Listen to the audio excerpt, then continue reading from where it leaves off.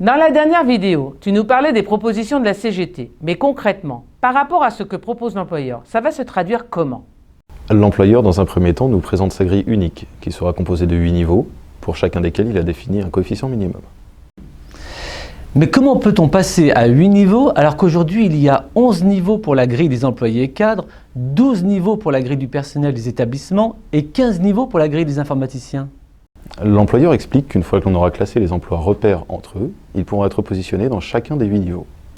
Par exemple, il nous a clairement indiqué que la plupart des cadres techniques d'aujourd'hui, 5A, glisseront dans le dernier niveau employé, soit le niveau D. On assiste à un véritable tassement des niveaux et du coup ça dévalorise complètement la valeur de certains emplois. L'employeur essaie de nous rassurer en nous indiquant qu'il revalorise le nombre de points dans un pas de compétences. Aujourd'hui, le nombre de points dans un pas de compétences pour un employé est de 7. 12 pour les cadres niveau 5 à 7 et de 15 pour les niveaux 8 et plus. On voit mal l'employeur expliquer maintenant aux cadres techniques que non seulement ils seront positionnés dans les niveaux des employés, mais qu'en plus, leur pas de compétence sera de 7 points au lieu de 12. Tu penses alors que les employés vont pouvoir prétendre à 12 points de compétence dans cette nouvelle classification? Oui, et du coup l'employeur est obligé maintenant de revaloriser le pas de compétences des cadres. Ainsi, les employés des niveaux A à D bénéficieraient de 12 points, les cadres du niveau E à F de 15 points, et les niveaux G à H de 18 points. La CGT pense qu'il ne devrait pas y avoir de différence du nombre de points dans le pas de compétences en fonction des catégories. En effet, c'est le coefficient de base qui doit définir ton emploi. L'évolution à l'intérieur de celui-ci doit être similaire dans chaque emploi. Tu as raison, c'est donc pour cela que la CGT revendique 18 points pour tous. En ce qui concerne le passage à un niveau supérieur, Lucans change les règles du jeu. C'est vrai, avant tu changeais de niveau quand tu changeais d'emploi ou lorsque tu progressais au sein de ton emploi. Dans la nouvelle proposition de l'employeur, tu pourras changer de niveau que lorsque tu changeras d'emploi. Mais alors, comment va s'appliquer la règle des 105% lorsqu'on évolue au sein d'un emploi? L'employeur maintient la règle des 105% en cas de changement de niveau. Mais tu as raison, l'application de cette règle va être très réduite avec la proposition de l'employeur. C'est pour cela que la CGT revendique que la règle des 105% s'applique aussi en cas de changement d'emploi. D'accord, mais si on souhaite rester dans notre emploi, comment avec la proposition de l'employeur, on peut évoluer et reconnaître notre maîtrise de l'activité acquise au fil des années?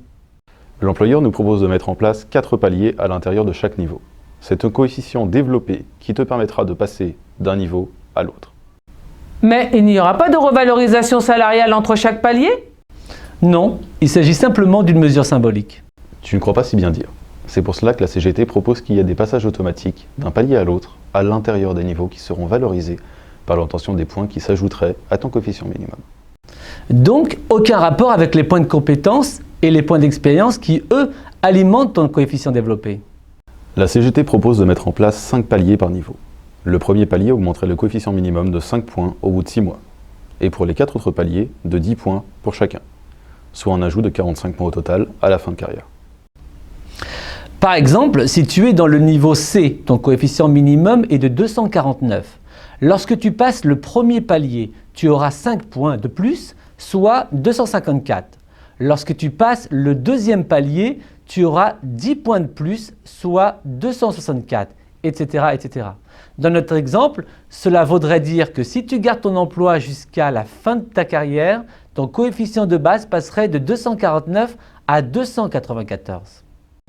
Ça, ce serait vraiment un déroulement de carrière, car en additionnant mes points de compétence et mes points d'expérience, j'aurais au moins doublé mon salaire d'embauche en fin de carrière. Eh oui.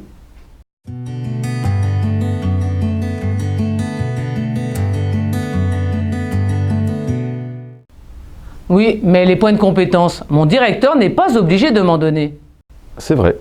Aujourd'hui, chaque directeur doit donner des pas de compétences à hauteur de 20% minimum du personnel chaque année. De plus, il peut servir chaque année les mêmes salariés. Du coup, tu peux ne jamais en avoir.